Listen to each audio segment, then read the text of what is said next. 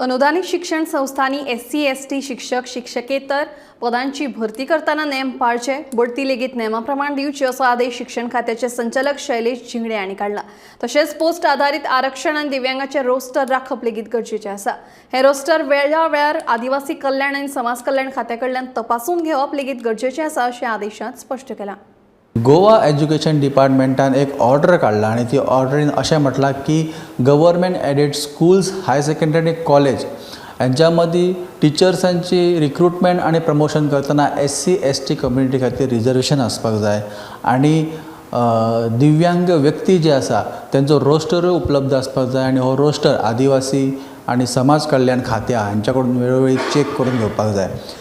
27 जून 2024 ह्या दिसा SC ST कमिशनान एक निकाल जाहीर केल्लो आणि ह्या निकालान अशें म्हटलेलें की गोवा शाळा शिक्षण कायदो 1984 आणि नियम 1986 ह्याच्या अंतर्गत कलम 12 आणि 16 ह्याच्या अंतर्गत कलम 12 आणि 16 अशें म्हणटा की शिक्षण संस्थांनी SC आणि ST कमिशनाक कम्युनिटी जी आसा ती तांकां रिजर्वेशन आसपाक जाय। हेचेरूच आदारून गोवा एज्युकेशन डिपार्टमेंटान अशी ऑर्डर काडल्या की government aided school, higher secondary आणि कॉलेज जी आसा हितून शिक्षकांची भरती करतना आणि त्यांचे प्रमोशन करतना SC ST कम्युनिटीक रिजर्वेशन आसपाक जाय। तशेंच दिव्यांग व्यक्तींचो रोस्टर आसपाक जाय आणि तो रोस्टर आदिवासी आणि कल्याण खात्या कडसून चेक करून घेवपाक जाय।